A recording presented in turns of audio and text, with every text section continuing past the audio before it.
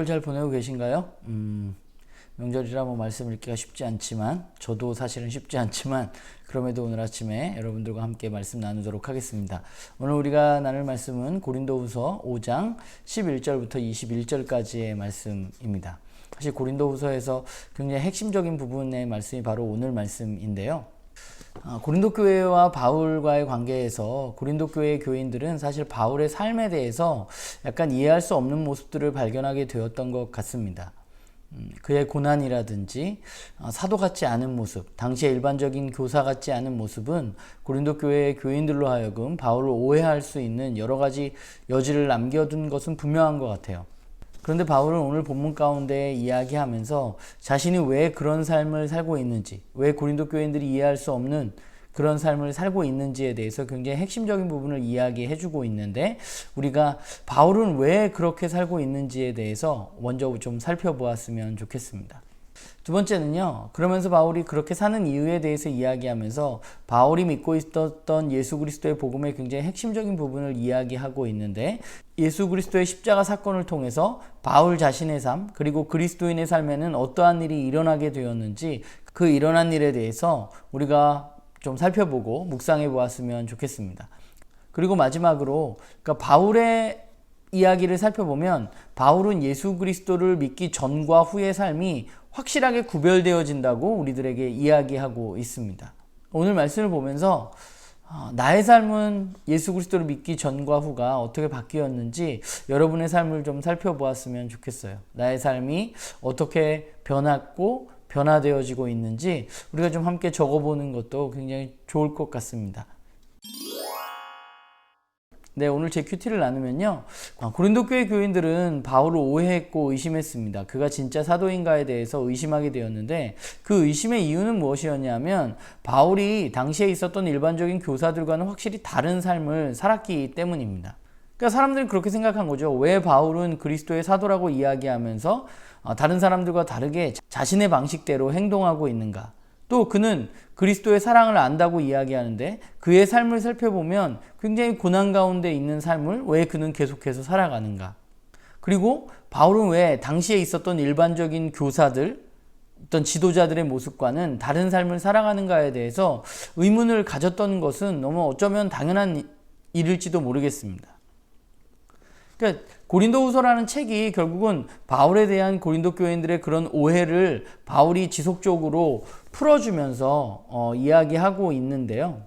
4장에서 바울은 왕이신 예수 그리스도의 사도로서 그분이 걸어가셨던 그 십자가의 고난을 자신이 짊어지고 가고 있기 때문이라고 대답했고요.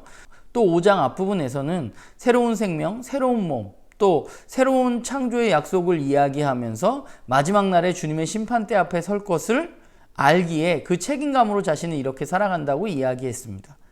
이제 바울은 내가 왜 이렇게 살고 있는지에 대해서 굉장히 핵심적인 부분을 그들에게 이야기해주고 있는데요. 바울이 그런 삶을 사는 이유는 무엇이냐면 그리스도의 사랑이 바울을 휘어잡고 있기 때문이라고 그는 이야기합니다.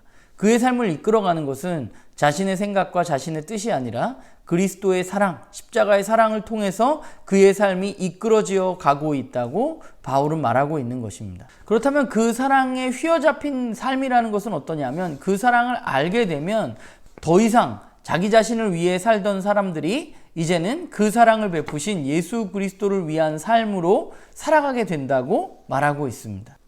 그러니까 그 사랑이라는 것이, 예수 그리스도의 십자가 사랑을 우리가 안다는 것은 완전히 새로운 삶을 사람들에게 가져다 주는 거죠. 그 전까지는 자기 자신을 위해서 살던 사람들이 이제는 예수 그리스도의 사랑을 알게 된 후로부터는 예수 그리스도를 위한 삶으로 바뀌어지게 되는 것입니다. 그러니까 그 사랑을 경험하는 순간 그 사랑을 알기 전의 삶과 그 사랑을 경험하고 난 후의 삶은 완전히 바뀌어지는 것이죠. 그래서 우리가 너무나 잘 알고 있는 고린도후서 5장 17절 말씀을 보면, 이전 것은 지나갔고 이제 우리는 그리스도 안에서 완전히 새로운 피조물이 되었다고 바울은 그래서 이야기하고 있는 것입니다. 이게 바울이 말하는 복음의 핵심적인 부분이죠. 우리가 예수 그리스도 안에서 새로운 생명을 얻게 되었다는 것. 그 새로운 생명이라는 것은 바로 예수 그리스도를 통해서 원수 관계에 있었던 하나님과 우리가 화해한 것을 의미하는 것입니다. 우리는 하나님과 관계 맺을 수 없었는데 예수 그리스도의 사랑을 통해서 우리는 하나님과 화해하고 하나님과 관계 맺을 수 있는 사람이 된 것이고, 그렇기 때문에 우리는 하나님 안에 하나님과 관계 맺는 삶을 살 수 있기 때문에 완전히 새로운 삶을 살아갈 수 있는 것입니다. 그런데 거기서 끝이 아니라 하나님과 화해한 사람들은 하나님과 화해했기 때문에 아직 하나님을 알지 못하는, 하나님과의 관계가 여전히 깨어져 있는 사람들을 하나님과 화해할 수 있도록 도와야 하는 사명을 가진 사람들이 바로 그리스도인이고 그 사랑을 아는 사람이라고 바울은 말하고 있습니다. 그렇기 때문에 그리스도인은 결국, 하나님과 화해한 사람들은 결국 그리스도의 사신, 그리스도의 특사인 것이죠. 그래서 바울은 지금 특사로서 고린도 교회 교인들 앞에 서 있는 것이고, 그들에게 하나님과 화해하도록 권면하고 있고, 또한 그들이 그것을 넘어서서 세상 사람들을 하나님께로 이끌어가는 사명을 감당하기를 간절히 바라고 있는 것입니다. 그렇기 때문에 일반적인 눈으로 바라보면 바울의 삶이 너무 이상하게 받아들여질 수밖에 없는 것입니다. 왜냐하면 그는 새로운 피조물로서의 삶을 살고 있기 때문입니다. 자신의 생각과 자신의 뜻대로 사는 것이 아니라 그는 예수 그리스도의 사랑에 휘어잡혀서 살아가는 사람입니다. 말씀을 보면서 나의 삶을 이끌어가는 것은 무엇인가 라는 고민을 좀 해봅니다. 내가 정말 예수 그리스도의 사랑에 휘어잡혀서 살아가고 있는가?